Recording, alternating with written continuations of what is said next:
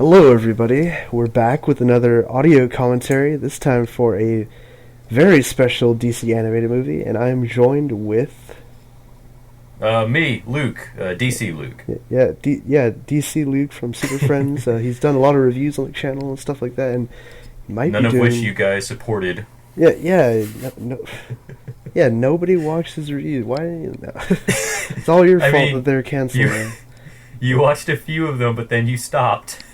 Yeah, but you never know. Luke might be doing more videos, more series that we have planned for the new year. So yeah, that's exciting. It's all part of the mysterious update, which hopefully will get cleared up in the future. I'm not at liberty to say, but things are happening. Yeah, so Luke and I are going to provide you our audio commentary and thoughts on The Dark Knight Returns Part 1, which was released in 2012. Is that correct? It was either 2012 or 2013. It was around that area. Yeah, a few years ago, a couple of years ago, whatever. But yes, this I guess we'll just get into it, I guess. Yeah. Just go okay, fire this bad boy up. Yeah, line up your copy of the movie, however you're watching it, whether it's on your player or online or Netflix, whatever you got going on, and let's get this started here. So we're going to count down, and then you can just line it up. We're at 0-0 right now, so here we go. 3, 2, 1, go. There it is. Nice Warner Brothers logo here. Yep. Was this This was when the new DC logo came out, right? Yeah, there it is. There it is. Yeah. This is they kind of did like a soft reboot, because I remember wasn't there an old Warner Brothers? Oh, here it is. I think this is the old one. Right here. They had a new one and an old one. That's odd. Yeah. Also, one thing to note is that this movie actually starts off really cinematically. If you recognize that, even during those opening titles, you get the audio from the movie already going, kind of like watching a feature film or something. Yeah. Interesting editing choice there, but. I actually forgot that this whole racing sequence was in there. I thought they cut this out.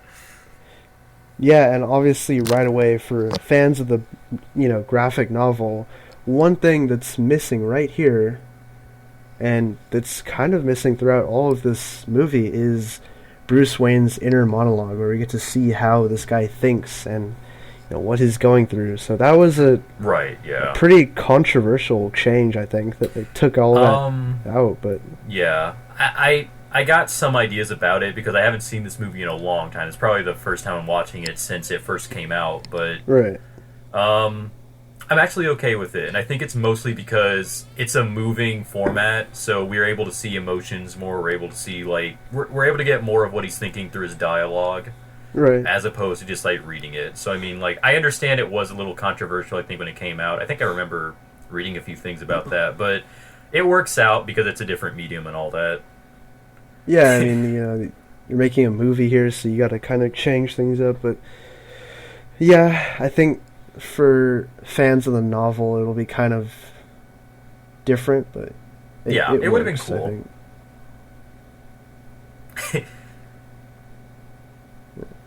Also, I'm just noticing, I don't think I noticed this when I first saw it, they all are kind of designed, their design is different. It's very in line with some of the new animation they were doing, but it's also kind of reminiscent of the actual graphic novel, just how everyone was drawn, kind of not really squashed, but it's just they're very pronounced in their angles and everything. Right. There's her beehive. Yeah. Yeah, you can recognize right away that these are all characters that you could see in a Frank Miller comic book. Yeah. They're all weirdly designed and fine-tuned a little bit, but yeah. There's that fat Batman. No, but yeah, it is really cool how the animation style here definitely looks like Frank Miller, but just more cleaned up, I guess. And yeah, it's bigger. It's it's what Frank Miller would have done. It's just a little more cleaned up.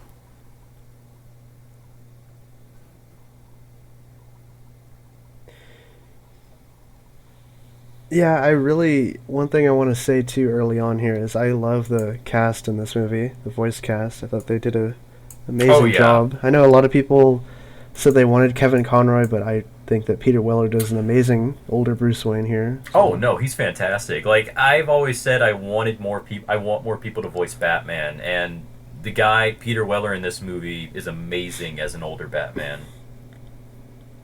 yeah, it's RoboCop. I mean, you can't. Yeah, like I mean, I can't think of a more perfect sort of voice for a character, like for this version of the character. Yeah.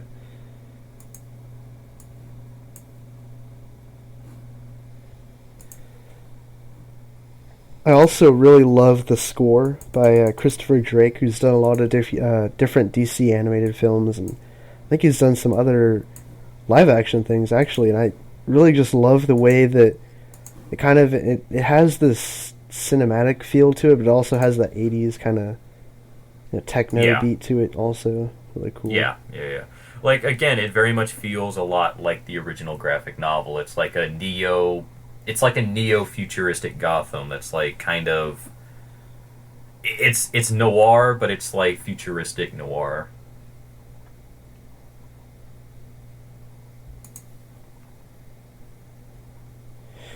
Yeah, I guess we just gotta wait for them to do the Dark Knight Strikes again. That'll be if they ever do that.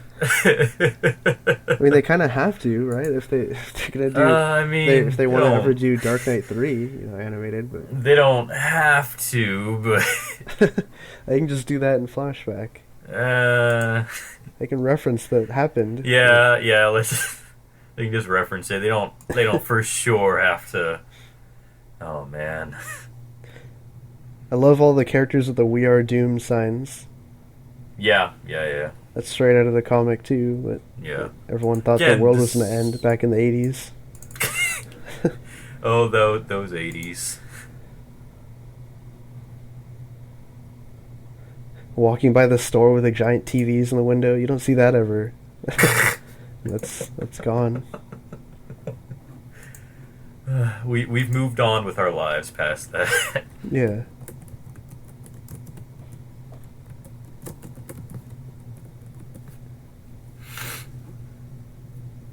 Oh, I should probably just go and say this right now. There's probably going to be some moments of silence just because this is a really good movie. Yeah. Also, again, right here, there's no inner monologue because if you're reading the book right here, this whole sequence of him walking down the street, it's just chock full of text. Miller writes Yeah. great prose and stuff, but obviously there's none of that here. He's just seeing it all visually. But I think I really liked how they did the visuals in this, like the whole him having the nightmares and everything. It's really cool. Yeah. And again, it's like I said before, like it's all told through just the actions and the way that the scene is set up. Whereas in that, you needed the inner monologue to kind of set up the kind of scene that you're seeing. But in this, it's like they just show it to you. I don't know if people have complaints about these the guys that voice the mutants, but I think it would have been more effective if they were like deeper and scarier sounding. And uh, I think But I it's can because like kind they're of see it because kids. they're supposed to be teenagers or something. Yeah, like they're supposed to be kids. It's supposed to be like the whole thing, like oh, the urban youth has been sort of Yeah. corrupted by the big pig man.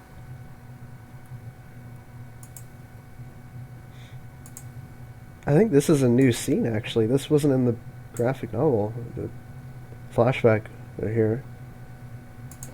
Uh, huh? I don't think so. Yeah, There because were I there read the were a book few recently. new I don't think this is scenes. in there.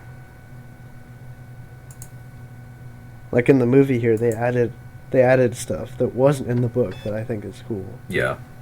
No, and it definitely makes it stronger. I think some of the stuff that they added.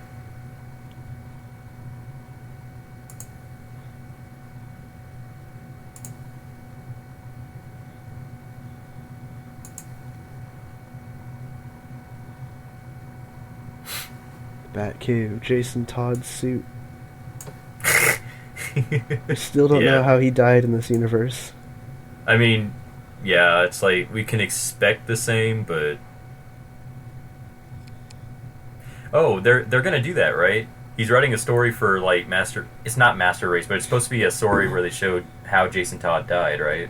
Yeah, I think it's coming out in well, as of this recording, since we are in the new year, it's coming out, I believe, in February or March. It's called Dark Knight Returns: The Last Crusade. Ah, It's the that's that. story right before he retires. So Very fitting.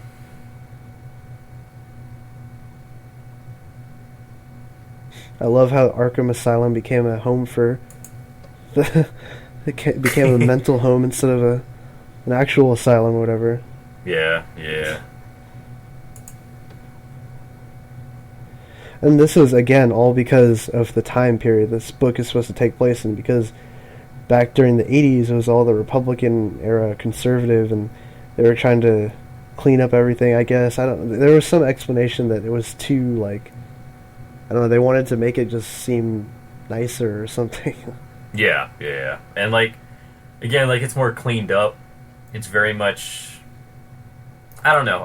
I always thought it had something to do with the idea that like Batman's gone, so things are a little more cleaner, like with the more out there people actually getting help, like Two Face actually in this movie. Yeah, Now, oh, also the thing with the animation, it's always confused me. When I saw this, I forgot that was Harvey Dent for a minute because he looks so much like Lex Luthor. yeah, he does actually. It was stunning for a minute, but Yeah, right there. Yeah, is that Lex? Is it? Is it I also want to point out that I love this version of Harvey Dent and how they I do actually too. kind of progressed his story a little bit more. Yeah, like it comes full circle. This is probably one of the saddest stories with Two Face too. Like, just in general, because like I'm not gonna spoil anything for people that haven't seen it or haven't read the book. I don't know who Yeah, if you hasn't, haven't, but yeah. Okay.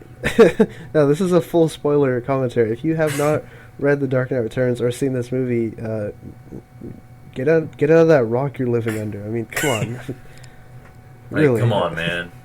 But yeah, like it's one of the. I think it's one of the sadder parts because it really shows how damaged Harvey is, and it's just like there's always the thing that Harvey's probably the one that he could save, but this story kind of made it like no, not even Harvey. And really, he doesn't want to be saved too. You can Yeah, see when he does, in a little bit here, when he does go after him, he wants to die. yeah, it's very saddening. Again, it I just love Harvey so much. I kind of wish he had more. I kind of wish he had more stuff in the original novel, but Yeah, yeah. But yeah, Scott Snyder's going to be writing a Harvey Dent story soon. So yeah, yeah, yeah, and we all saw his pics for Harvey Dent on Twitter. So yeah. Not not sure how I like that. Also, and I don't. I guess no one else remembers. I thought Harvey killed himself does because he? there was like a store. There was a limited series thing called Batman and Two Face, and I think he killed himself at the end. Oh yeah, he did actually. Well, supposedly he's dead in the New 52, but this is Scott Snyder. I guess is doing a creativity trumps continuity or something. I don't know, whatever. DCU after Convergence, the rules change. I guess. Yeah, yeah. Nobody cares. It's all too confusing now. Maybe we can actually make some things out of the nothing that was Convergence. I love that whole like him watching himself, whatever, on the Yeah, TV. yeah. This is actually really cool. Actually, I don't think this was in the comic. This whole like kind of pseudo nightmare sequence. Yeah, it was. It was just more flat. Like he didn't run out, or I actually wait. No, he did run out here like this, but Right. he's just not in the movie. Obviously, you just get to see it more expressed. But Yeah. oh, There's also there is inner monologue right here too. It's like yeah, yeah, the yeah. only parts right here. They use it sparingly, and I think they do it well. Yeah, that's a Frank Miller woman. Yeah, Looks like a man.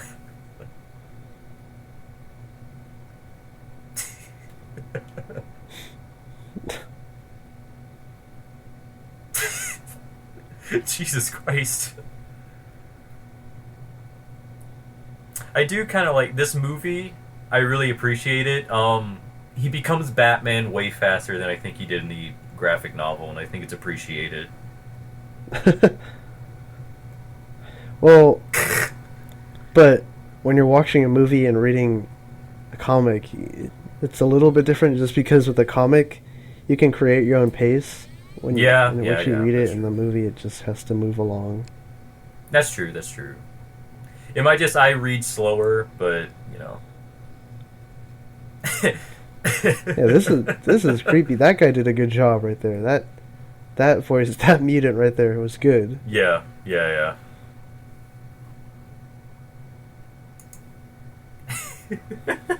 It sounded so freaking scary.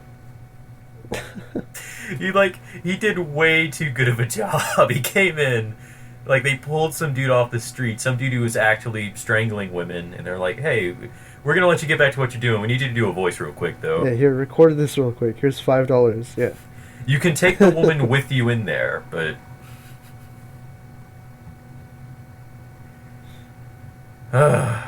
jeez, Yeah, so and good. plus in the graphic novel, I think all of this took place over like 2 pages or something. So they Yeah, yeah, extended yeah. this little bits here.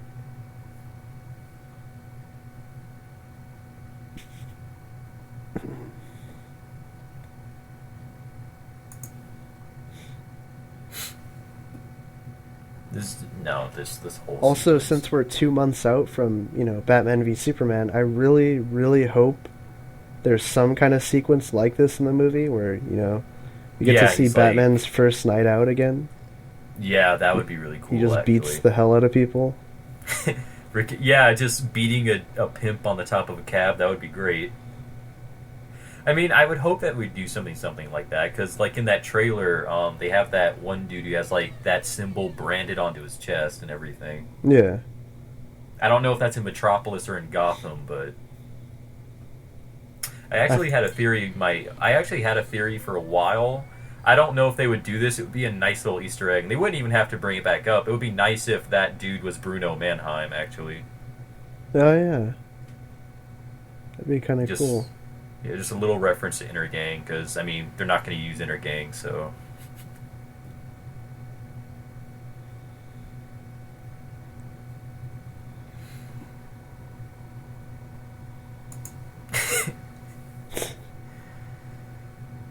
ah, God.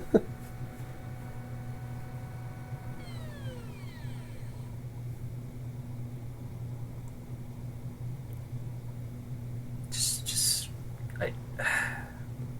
Can she get off the screen, please? And he just throws that guy into a freaking light fixture right there. Yeah, He's not playing around. that's a great moment too when he looks back at Carrie and like they don't know each other, but it's like Yeah, they will be friends at some point. they will. They will be friends at some point. It's like that first encounter. It's like we're gonna be besties one day. Just you wait. Oh, also, Dark Knight Rises stole this scene too, where Yeah, he's like, yeah, "You're yeah, in yeah. for a show tonight." Yeah, yeah, yeah. That's probably actually. There's a few Dark Knight Returns things in Dark Knight Rises. I mean, there had to be, but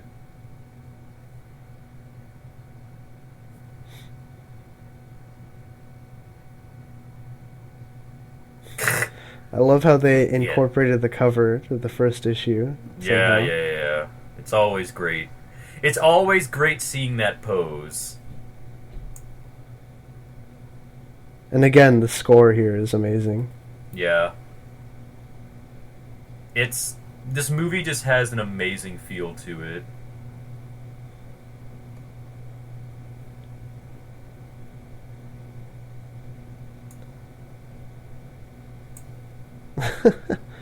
It just felt like 40 feet when they're going like 60 probably. It's fine. They're fine. It's all fine. Because It Batman looked like he doesn't didn't even kill have a people. seatbelt on. He just got out of the car. Well, of Like, course they don't have seatbelts on. They're thugs. Man, that was the Batman, man.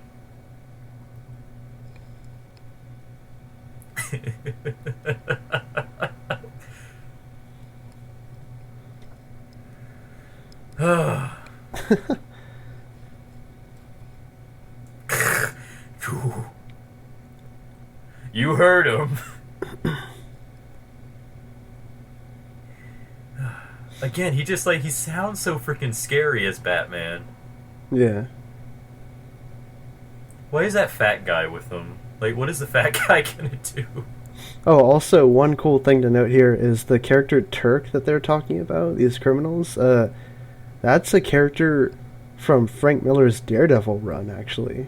Wait, is it? Yeah, and it's a really cool thing that he actually added into the book as like an Easter egg. Oh, I didn't know that. Yeah, so he's a character. If you read Miller's Daredevil, he's some kind of sleazy thug that gossips a lot on the street, and You kind of know, referenced him here. that's actually way cooler than what I always thought. I always thought they were talking about Torque from Nightwing, the stupid idiot that had like his head on backwards. Oh no. I always thought, what a weird reference.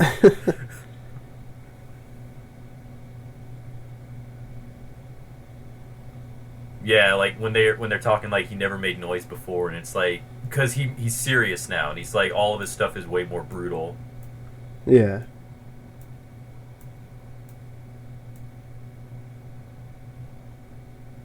You know what they should have done instead of Arkham Knight? They really should have just done a game version of this.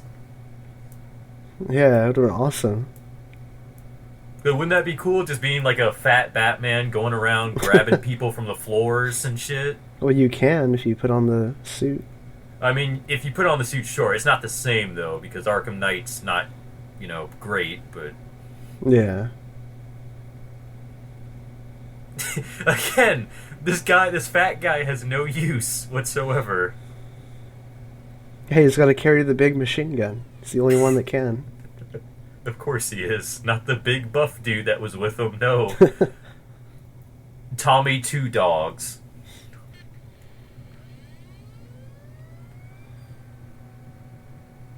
Yeah, the pressure.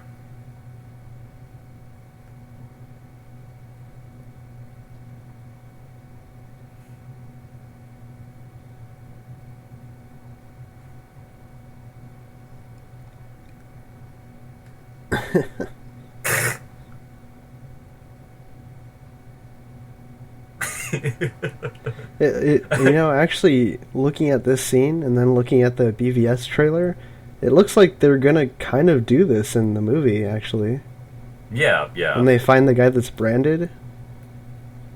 No, I would hope that we get to see a whole sequence of Batman taking down a bunch of thugs like this.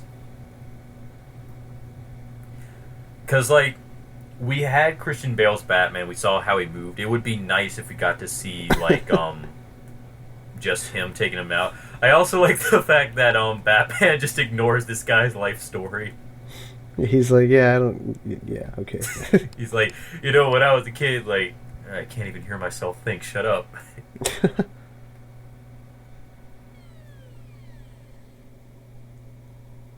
Oh, I forgot to actually bring this up. What I really like about this movie, and I think the comic too, is that I don't know if they've really brought this up in any other comic. Batman is kind of like it's not just an alter ego, it's like a separate personality. It's like someone living inside of him.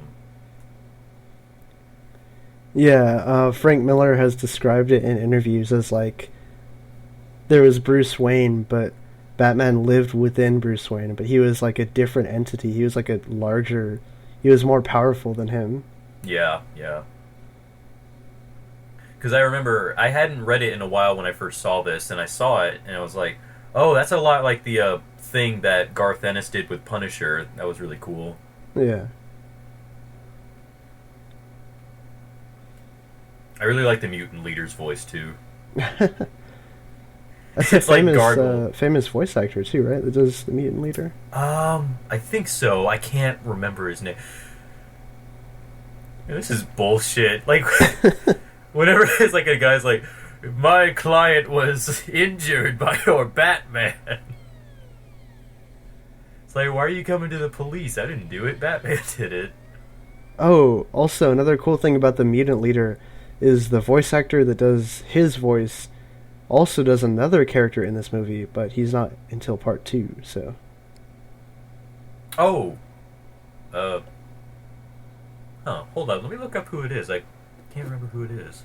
I think he's the newscaster when the senator jumps off the building or something. Some news anchor guy in part two. Yeah, I think you're right. I think you're right. Wayne and Fabric. Also, this is an Easter egg for Batman 66. They use the same exact dial tone on the phone when it rings right here. Oh, it's even a red phone too. Yeah, it's a 66, right? Look at those laundry machines.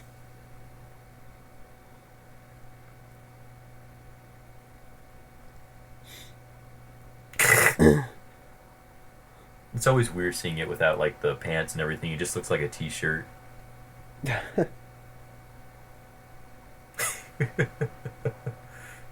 And Batman's a jerk. He doesn't even wait like a day to punk this guy again. He just comes back to this guy the next night.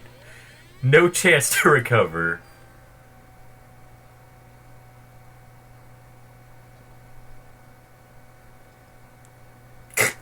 Face?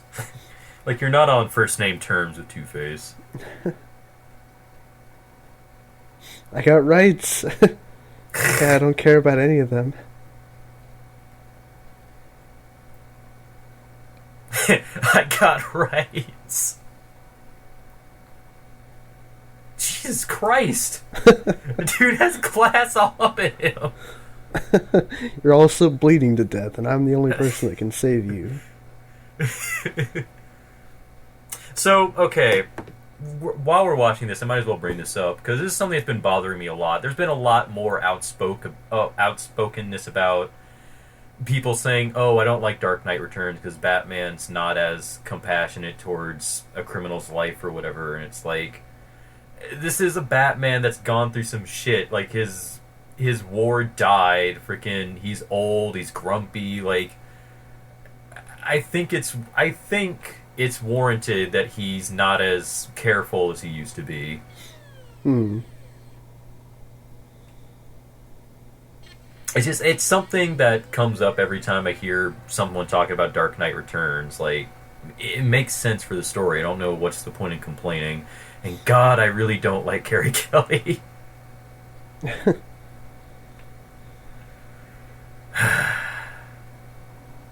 When was Tim Drake a thing? Tim Drake? He was never Yeah. in this universe. No, but I mean, like, when was he a thing? Like, in regular continuity? Oh, I think he came in the 90s. Okay. Early to mid 90s, I think. Okay, so he wouldn't have been around for this then.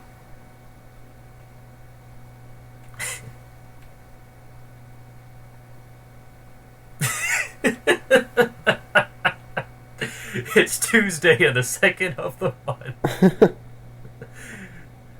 I mean, he stays determined. You gotta respect that.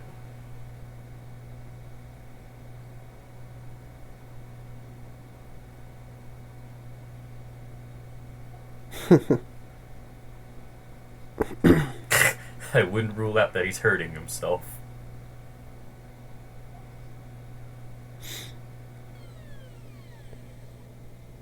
Who did they get for Gordon in this? Because he sounds really cool too. I'm not sure. I'll have to look it up. It's also cool that Miller has talked about the two different costumes that Batman wears in Dark Knight Returns. How he says that he actually, when he was doing the book, he tried to make it so that he started off as like looking like Neil Adams Batman with the blue costume and the yellow symbol, and then he said that by the end of the book he's looking more like the Incredible Hulk by his stature and the size that he draws him. Like, That's pretty true. Oh, I like this. I like this.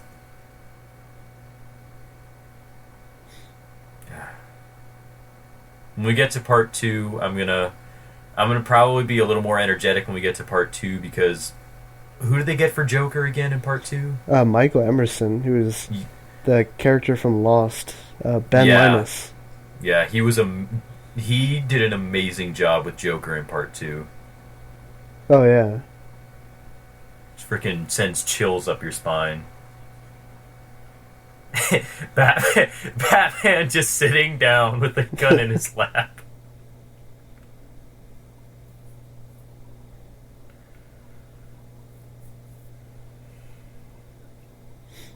yeah. It's not a gun, people. It's a line launcher.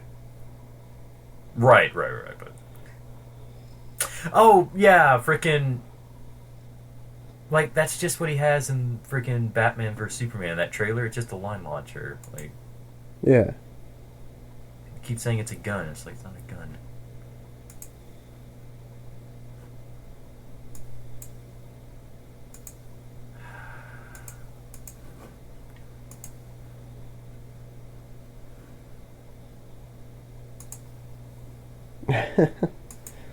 They had to show Gothamites in this part.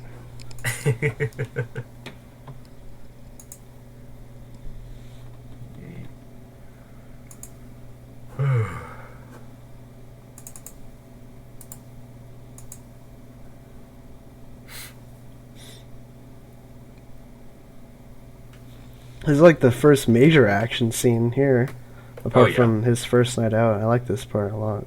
yeah, it's really nice. Great, actually.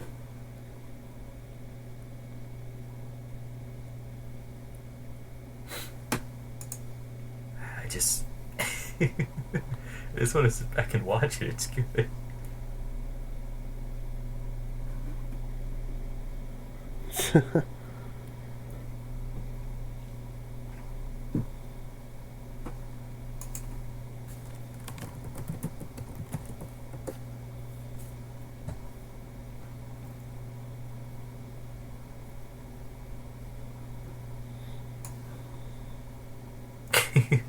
Just when he comes up, it's like I said, it's a very sad scene when he comes up. I just keep remembering it. Oh yeah.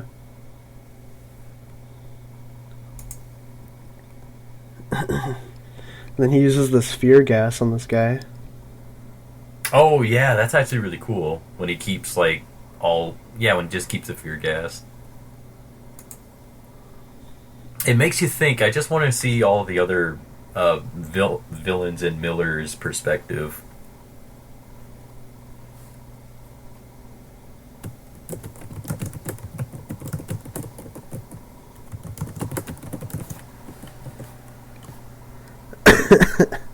I like that the little tool that he pulls out to stop this timer is a USB stick. Apparently, it's a freeze ray too. It's everything that he needs it to be.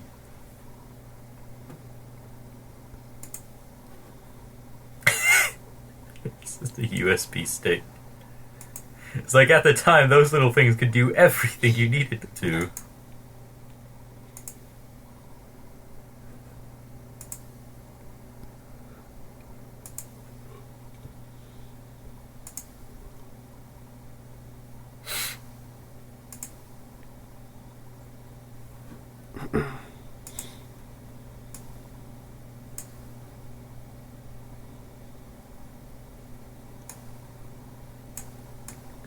And right here, there's inner monologue about him saying how he wears the target on his chest because it's Kevlar underneath, and Yeah. that's why he wears the big bat emblem right there. And then he says this would be a good death or whatever, but Yeah. not yet or something. That's probably one of my favorite things that Miller does in the original book, is the repetition of that.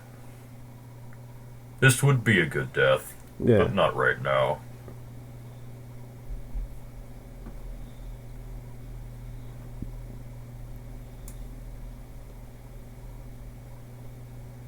Yeah. It's all the little groans that he puts into it. He's And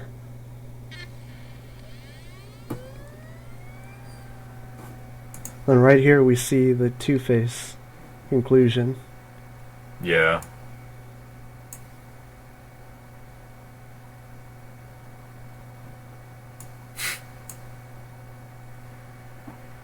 Yeah. It's pretty.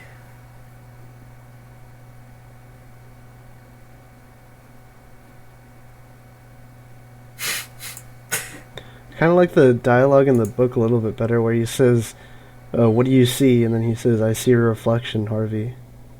Yeah. But he's in this. He says, "You and me both," or whatever. He's like, "I can't escape it." He's like, "You and me both." Yeah. It's like. It was very poetic in the book.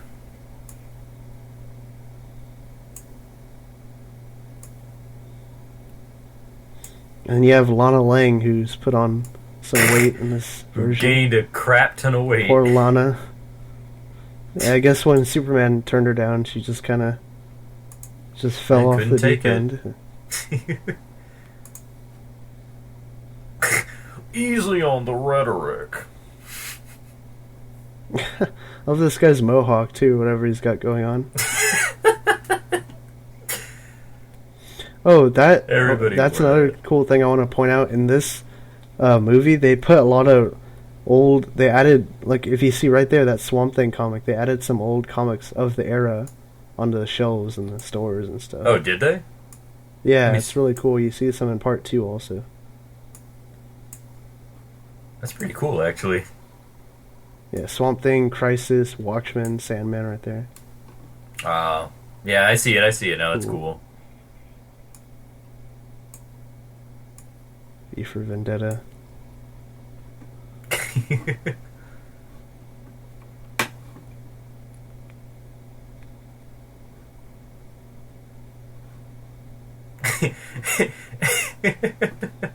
I rewinded just a little bit to just catch it, but like, it looks like they just took the JPEG and just put it into the thing. But it's pretty cool. But yeah.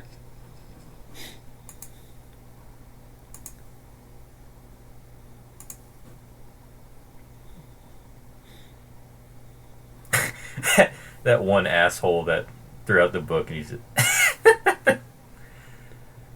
James Gordon was shot. Oh, I read that wrong. I'm sorry. It works out a little bit better in the book because it's like she says it and there's like a pause and you're like, wait, what? And it's like, oh, I'm sorry, I read that wrong.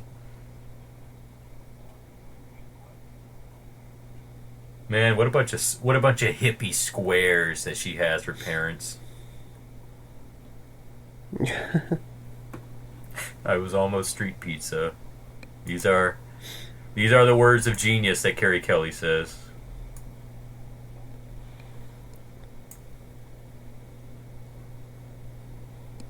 Also, they kind of give you a little bit into Carrie Kelly more than the book, because she had like a gymnastics poster on the wall or something, and you could tell that she bought the costume because it said Robin costume or whatever. Yeah. So Yeah.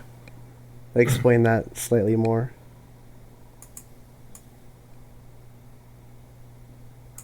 I really like the voice actress that they got for Carrie too, Ariel Winters from Modern Family, I think. Oh, I didn't even know that. Oh, no, Yeah, it is she's a her. good Yeah, role. now that I listen to it. And there's it's either Tara Strong or it's someone else doing the little baby. I love every time they cut to the mayor, he's like, still investigating, or whatever. He just doesn't We're want to still talk doing it. about anything. Yeah.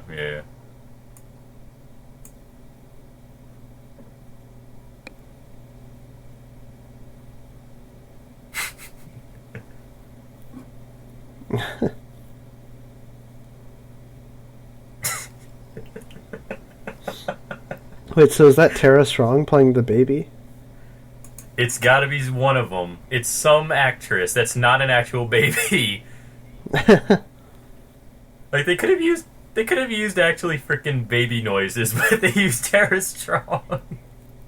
Look at these fucking mongoloids.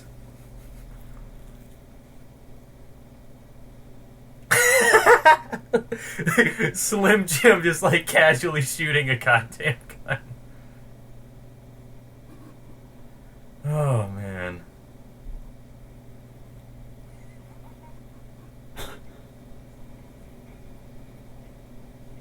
Jeez. That's just a Batman. Yeah, and he's like throws batarangs right through dude's He says hands, get out of the dude. way and gives him like a half second to move.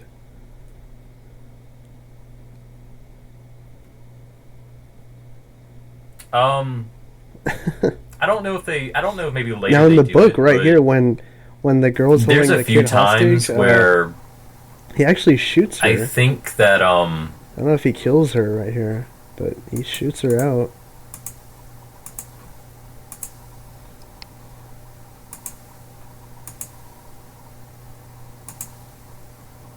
there's a few times where I think I don't think they exactly say. I don't think they exactly talk like the regular mutants do in the comic. They talk a little more proper. I don't know if they do so later, but Yeah. didn't suck. Oh, this is great too right here, where he's holding the guy hostage. Yeah. When he's like above the freaking city.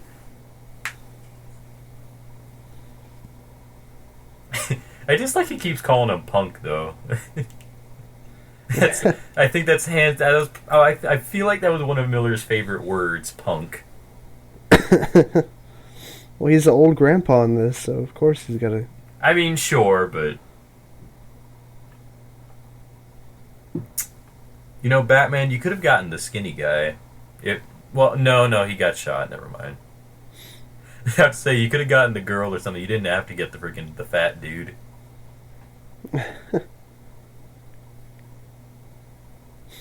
How's this guy that's just obviously following them?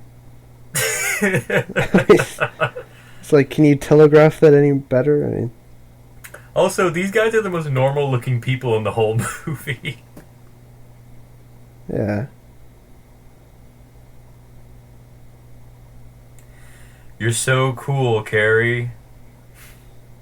I'm trying to make an honest living.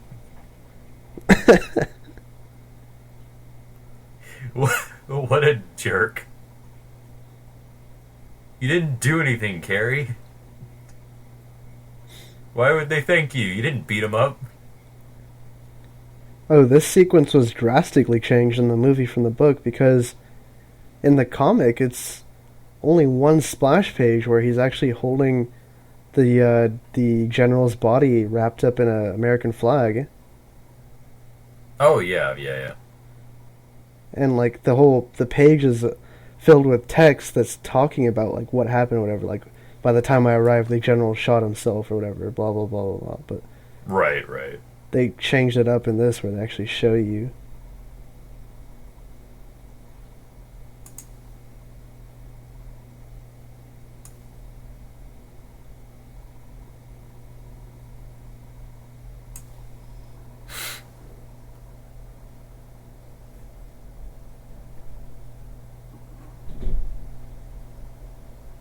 I love that line. Yeah, it's pretty good. I love that it leaves the gun there. This feels like a "I'm not gonna kill you, but I don't have to save you" moment right here.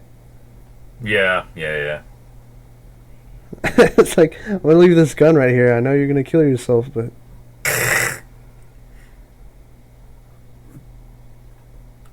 Just little moments like that expand on it.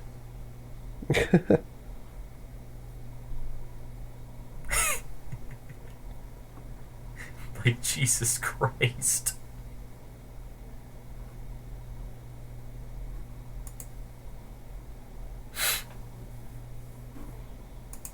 the bat tank, we get to see it for the first time right here. Yeah. It is a goddamn tank. Like, holy crap. I want to say maybe the Tumblr was inspired by this a little bit. Yeah, a little bit, but Like, I mean, it's obviously smaller, but because like when you actually read the book, like it's freaking, it's like a freaking that huge truck from Mad Max. yeah, yeah. And here's Miss Piggy's cousin taking over Gotham.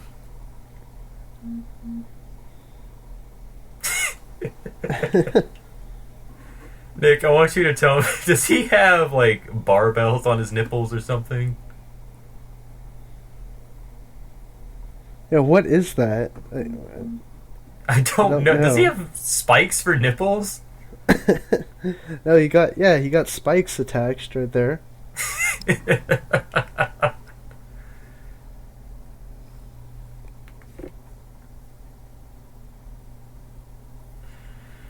Oh boy, oh boy.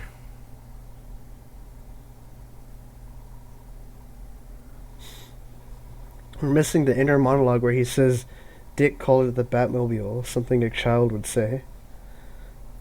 Something a stupid child would say.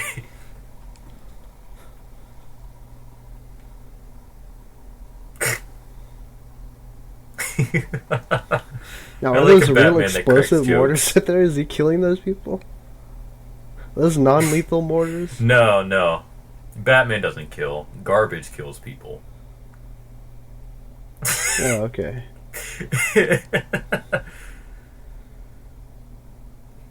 This is Jesus, look added at in this. also, her running down the hill. Yeah, yeah, yeah. I don't think Carrie even showed up until like the big mutant fight. It's just to add scale to the Batmobile because freaking the thing's fucking massive. Yeah. It's like a mobile home. Those are Love bean how they think bags. they're It's gonna cut it fine. open with, like, tools and stuff. You can't use a sledgehammer. You have to use a. That dude had a baseball bat. Get out of here. That is a wooden baseball bat, you idiot. You don't deserve to be a mutant. Yeah, bullets didn't work. Shrapnel grenades definitely will.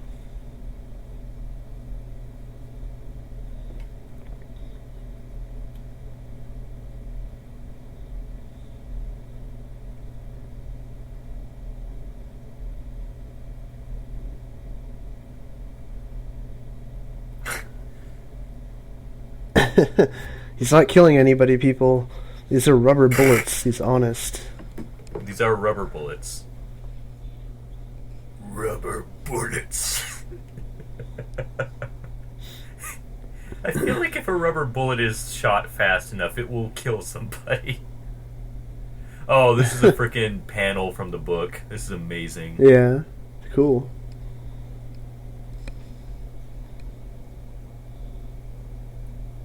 I gotta look up who's doing the mutant leader because he's sounding really cool right here.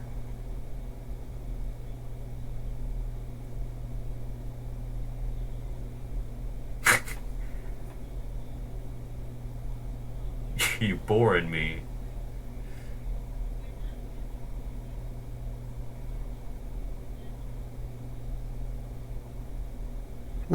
He'll kill you. I love how Alfred just like, yeah, don't do that. Well, Alfred makes the most sense. Don't fight a dude Yeah. with spikes on his nipples. He will kill you. He's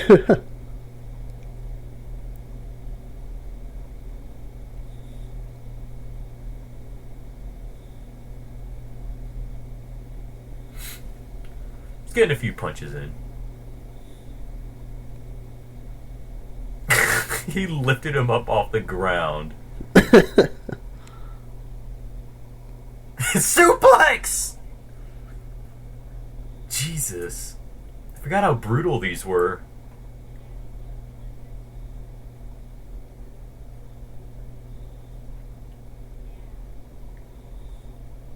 Oh, there it is. He calls him Spud. Spud? What is a spud? That's what 80s punk said, I guess.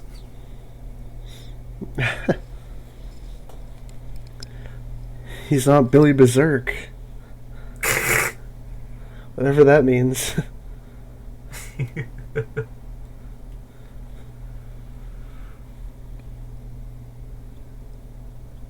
How did he? Just, shut up. Gary Anthony Williams voices him. Yeah, he's done other voice stuff too. Yeah, let me see what he's done, actually. I don't recognize that name right off the top of my head. Oh, it's Uncle Ruckus. Oh.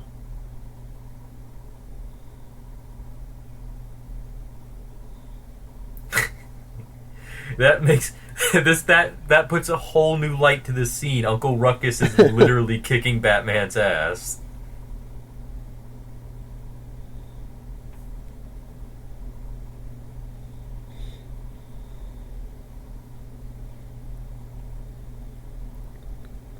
I also really like this too because when Batman's sitting there all dazed and he's not really focused, he just sees this figure coming towards him, but he recognizes the costume though, the Robin costume. Yeah.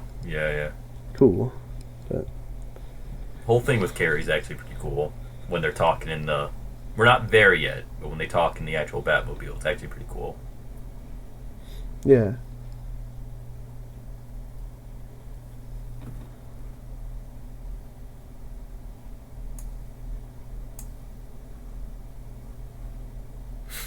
That's it. Drag him back to the Howl's Moving Castle Batman. How did she pick him up? He's like 300 pounds. I mean, she didn't. He has to pick himself up. Oh. There, you can carry me. Act like you're doing something. Do they just leave him there? Doesn't he get into the GCPD thing? Yeah, I guess yeah. the cops go and pick him up. I guess the cops pick him up later. Yeah. It takes up the whole road. It doesn't I love need how to be often it's that like, big. there, run along now.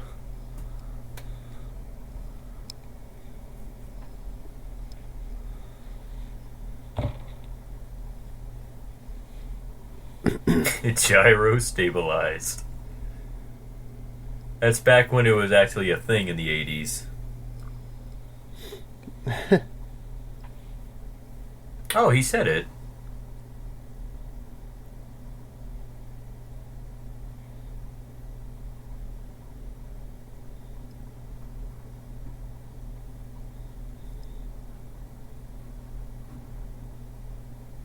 Now hold your breath. I like this scene with Carrie. It's good. Yeah.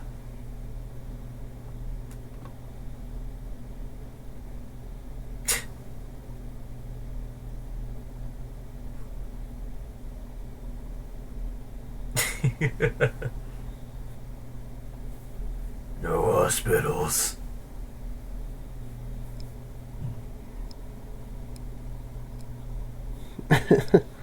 Mine's Bruce.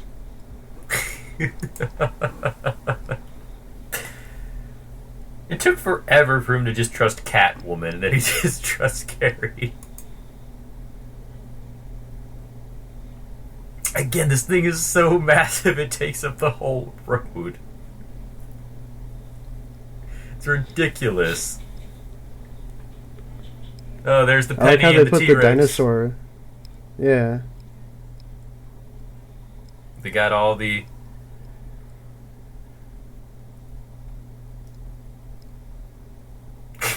And that's it. That's all the cool stuff I have. Just the giant Penny and the dinosaur.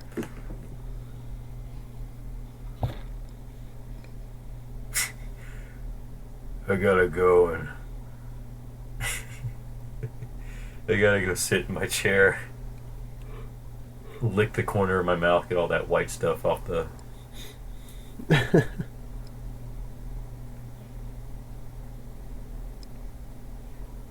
just messes with the back computer.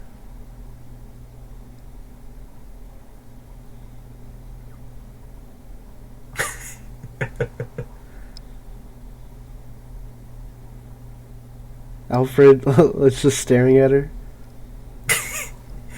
Alfred actually looks like Wong to me in this movie. Because he's like 90 or something. It's an old decrepit bag of bones. This scene right here is completely new. None of this was in the book right here. Well, actually, him taking off his costume was, but Yeah, huh. Oh yeah, yeah. I don't think any of this was in the book. Not the flashbacks or anything. yeah, I really like this though. How they added this in. It's cool. Yeah, this was nice. It's him. It's just him accepting the Batman. I think finally, fully.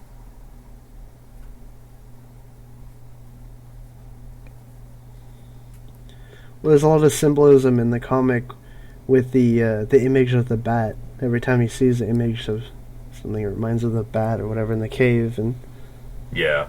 this is that again.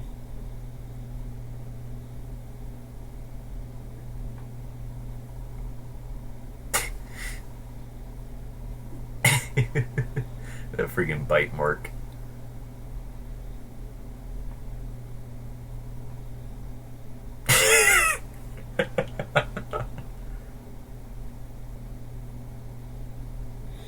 Batman in the casket.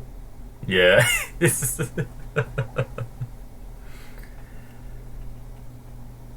And then we cut to freaking Egghead. That looks like the guy from Raiders of the Lost Ark. Yeah. No one can see guy out of that those melted glasses. Those glasses are impractical. Oh, they look cool though. They're from the 80s. But no one can see out of them.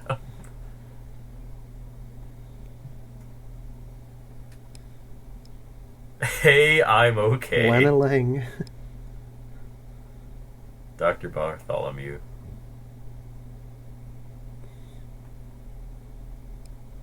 That's a great name, Bartholomew Wolper. That's the name of a wimp. That guy was born to be bullied.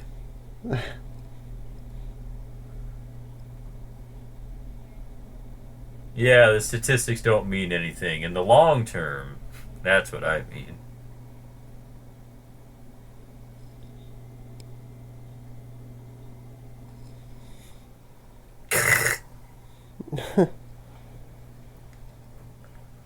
Lana Lang speaks her mind. She speaks it proudly.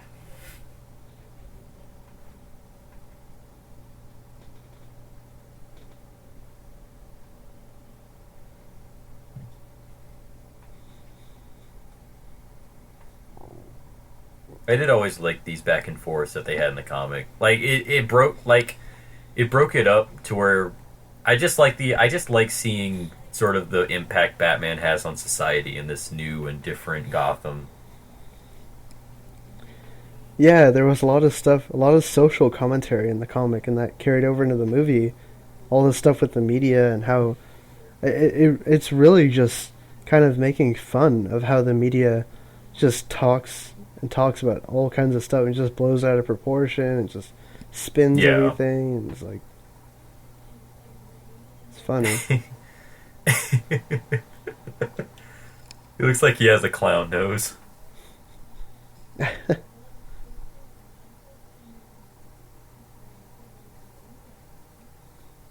Yeah, so well, wait, when did they pick up the mutants? Yeah, I mean, is that I Don't worry about it. It happened. Oh, that there's seems like Commissioner a plot Yindel. hole right there. There's a dude with a freaking tube for a head. And there's a dude with a tube for a head.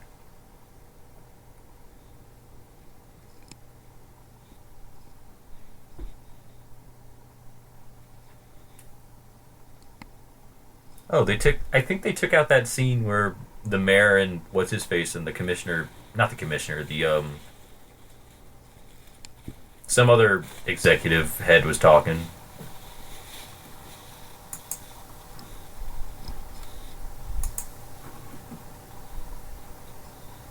Wow, that's a great t-shirt right there. Look at that lady.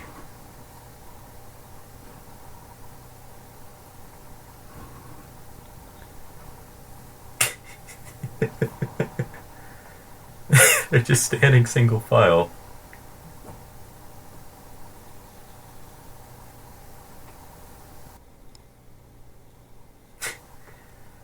They're just all standing single file in that cell. And they all have those stupid glasses on that you can't see out of. No one took those things off of them. I really like this scene, though, too. When the commissioner goes talk to the leader. Oh, yeah. Not the commissioner, the mayor. Yeah. I mean, we don't get to really see anything, but...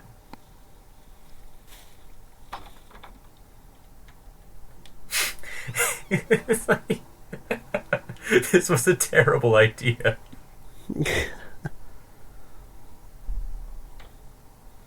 It's like, Yeah, I mean, immediately. Yeah, he gets killed literally instantly. Like, no, he'll be fine on his own.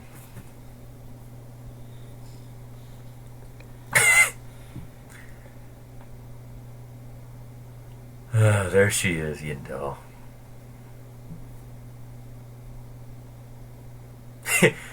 My arm's fine with his metal. They do the same thing in Rises, except it's with his leg.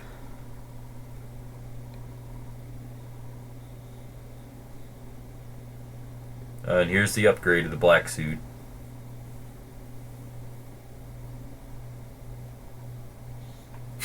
I have to be smarter. I must think like a bat.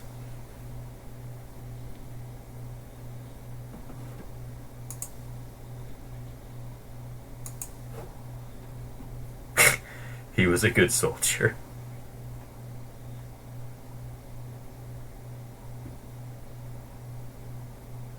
His chin is like a shelf.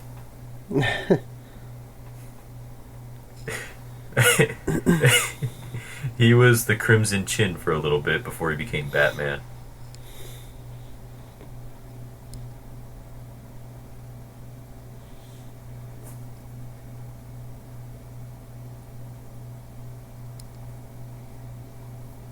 My name is Rob. My name is Don. Yeah, these mutants, they have terrible fashion sense. It was the 80s. I'm so sick and tired of those stupid glasses, because no one could see out of those. She bangs.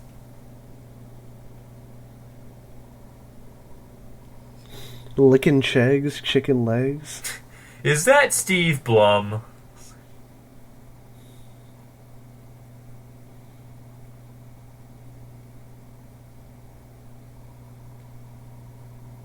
We slice and dices.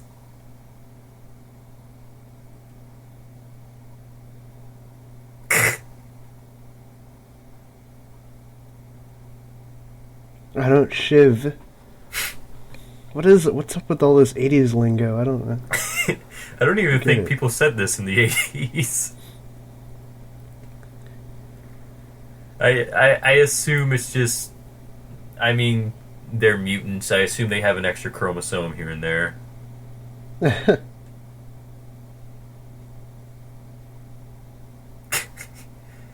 My name is Rob. My name is Don. Rob is not a bad guy name.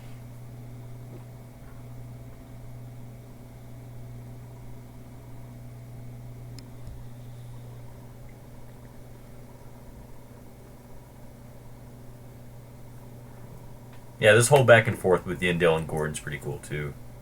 Because like they respect each other to a degree.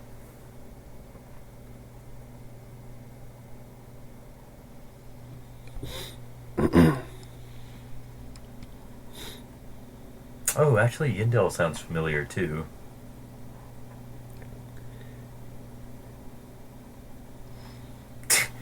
Whatever. Are they stealing that cab's tire? They're stealing the hubcaps.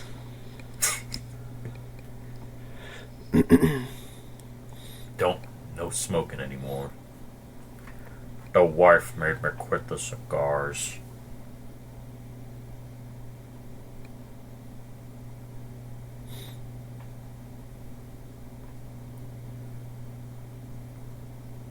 Yeah, this whole I think this whole Pearl Harbor story that he tells her is like a analogy for his relationship with Batman or something like that. I don't know. It's sort of like that, yeah.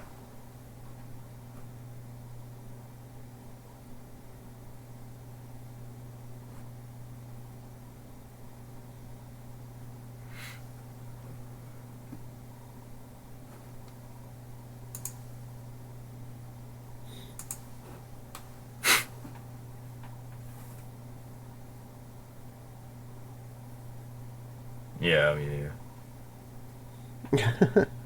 Other Wait a people minute. You're don't talking like about, Commissioner Yindel though. do they not? Well, I mean, she doesn't really do anything. She Like, does more in part two though. that's true, yeah. Like, I mean, what is she? She's like, she's Gordon before Gordon was on Batman's side. It's like,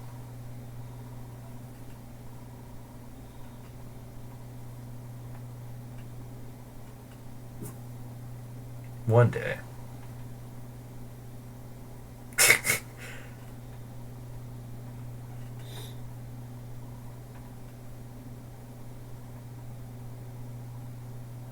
It worked.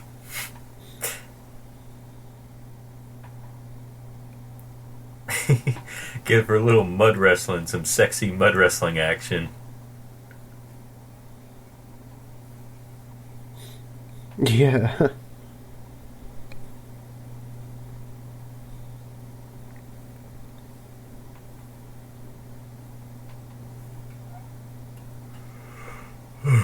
This is actually probably one of my favorite things in the whole book. Just his fight with the mutant leader. This is the last time that Batman and Gordon worked together too. Yeah, yeah.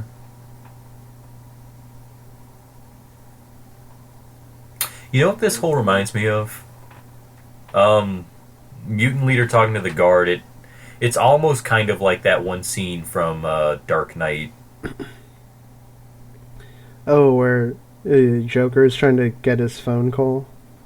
Yeah, like not only that, because like when Gordon leaves and then Batman shows up. Yeah, yeah, yeah.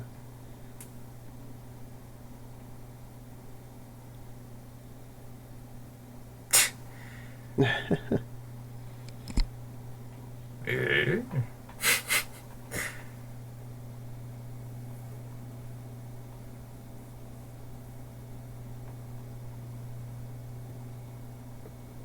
Oh, you could rip those doors off the hinges.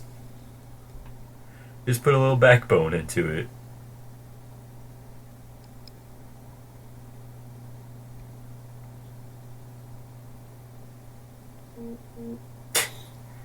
This guy would not fit in the goddamn grates.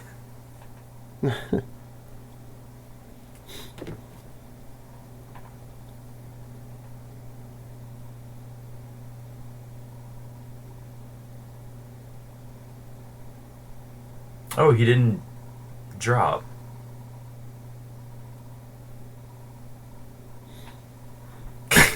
There it is. Yeah, Oh, right. the way that Grant Morrison describes this fight is it's like Batman's taking on society in this because it's like this whole sequence right here, this whole fight sequence. It's like a spectacle, you know. It's like people are watching. There's an audience for it. Yeah. It's literally fighting like the youth of that time, like what they became. Yeah, I do like this whole. I love this whole freaking line. Like it's not here yet, but that one line when he says, "This isn't a fight; it's an operating table." yeah, yeah. It's freaking amazing.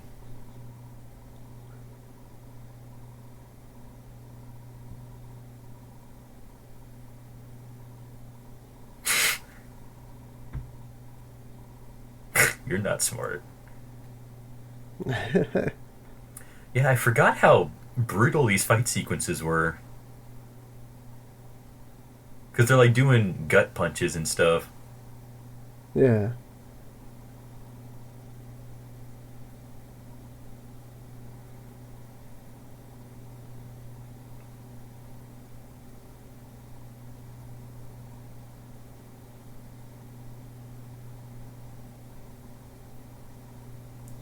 Yeah.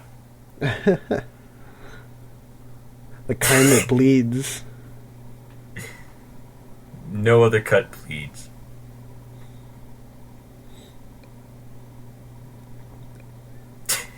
Robin Don.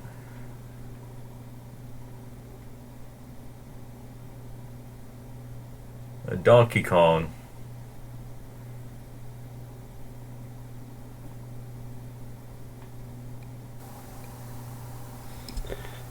Dun, dun, Yeah, there's a dun, lot dun. of really cool sequences though in this whole fight. I mean, I just love the way that God, it's man, this is choreographed together, brutal. and I think the animators did a really good job with it. Yeah, I think this is the most brutal thing that the animation did.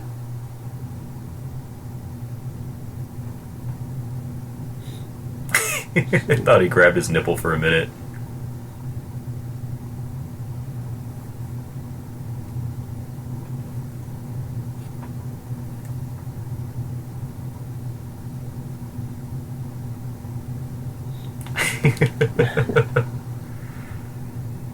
Ah, all of these hurt.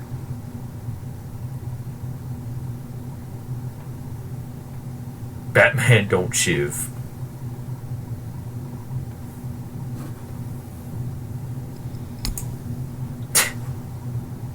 Jeez, man.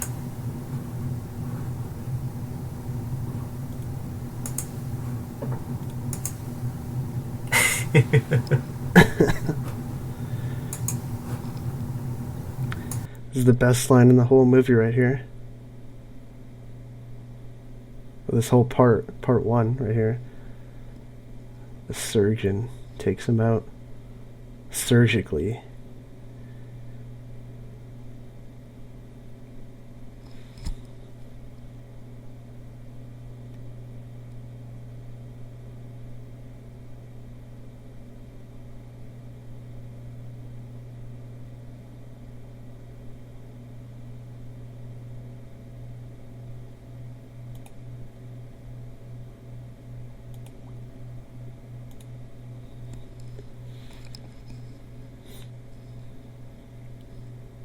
I love how quickly the mutants flip to becoming the sons of Batman. It just shows how young and immature they are, and they don't really have a clear direction as to who their leader should be or what ideals they should follow.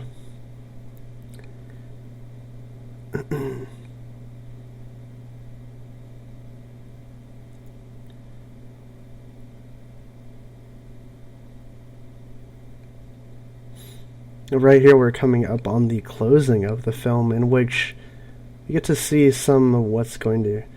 A little bit of a teaser for part two. We get to see Gordon's retiring right here, turning in his badge. Bruce Wayne knows that the city has been tamed, that now he's the big figure back in the public spotlight. He has the new Sons of Batman under his wing. He stopped the mutants, took out Harvey Dent, but he has a new threat that has emerged that's coming in very shortly here.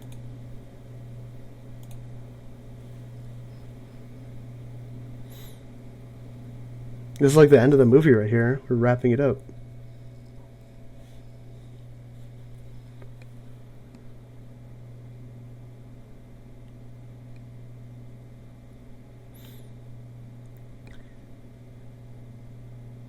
This is the big teaser for part two right here. There's a cliffhanger. Yeah. Joker. Batman. Joker reawakens like Yeah. Lazarus. There's always Slumber. there's always a really creepy feel to when he says it. When he says the line.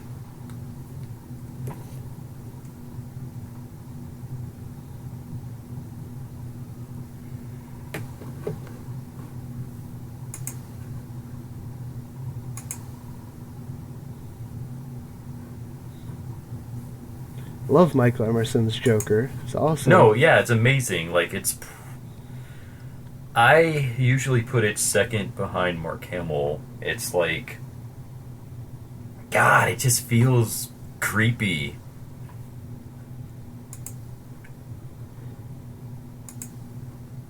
Yeah, so for people that also didn't know, this movie was both parts are directed by Jay Oliva. He's done a lot of the DC more recent animated movies. I think he's a good director, good animated director. Yeah.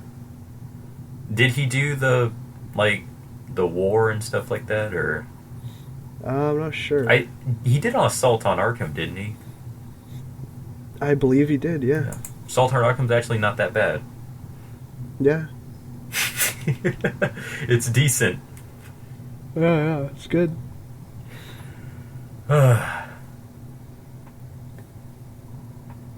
It's a good movie. I like it. Andrea Romano, voice director. Yep. Obviously Usually very gets- famous in the DC animated world. Oh, yeah. Let's see here. Oh, Michael Jackson voiced Alfred. Wait, he did? Yeah. Michael Jackson? Yeah. Oh, Bruce Timm was Thomas Wayne. That's interesting, Oh. actually. I didn't know that. That's kind of cool. I'd never realized that. Uh-huh. That is interesting. Guys, have any final thoughts after seeing this movie again? I haven't seen this in a while, probably a year or so, but Still good. Still very good movie. I remember it being one of my favorites for a long time for a reason. It still is a favorite of mine. Though, again, I will say I like part 2 a little bit more, but that's just because Right. part 2 has the bigger moments from the book in it. yeah, I think this one is definitely more of a character journey for Bruce Wayne. It's him coming to terms with the fact that he has to be Batman because it's just this part of him that is still longing for that lifestyle, I guess. Yeah. Come back, and he has to prove to himself too that he can do it again. You know. Yeah. It's all about proving to them. Yeah, it's just about defeating the mutants and then, kind of reclaiming his own as Gotham's protector. It's part 2 that we get to all the really cool big stuff like, Joker and the big Superman fight. Yeah, we get to the dolls, the talking dolls that fly around. And I don't know what the hell was up with that. No, shut up. It makes sense. Yeah. But yeah, that was Dark Knight Returns Part 1. Again, I love this movie. It's and, great, yeah. I can't wait to watch Part 2 with you guys. Yeah, hopefully soon. And talk about that process and how we like those aspects of that book, because I can't wait to see Michael Emerson's Joker again. Yeah, no, I love that. I'm actually going to go look And at the clips. I also really love, I think the voice actor for Superman is Mark Valley, if I'm not mistaken. Oh, I think it is, yeah. Yeah, I really, really liked his Superman, too. Yeah, it's a really good Superman. God, if nothing else, both Part 1 and Part 2 have a really good voice cast. Oh, yeah. But yeah, that's been our commentary track. Thank you guys again for listening. And let us know down in the comments below, what movie do you want us to commentate over? What movie do you want us to give our thoughts while you guys get to watch the movie? Yeah. Obviously, we'll be getting to part 2 of this in the near future, but hopefully eventually. if you have any other suggestions or whatever, just put them down in the comments below. You know what? Actually, also go ahead. What's your favorite moment from Dark Knight Returns? Because obviously it's a big influential book. I would love to see what people really remember from it. Yeah. What's your favorite moment from the book in general, or I guess this part of it, part 1, whatever. But tell your thoughts down below, and this has been a commentary from Nick and Luke. So, yeah, and you can catch us on Super Friends when we do that, whenever that returns. And you can watch our other videos on the channel too. But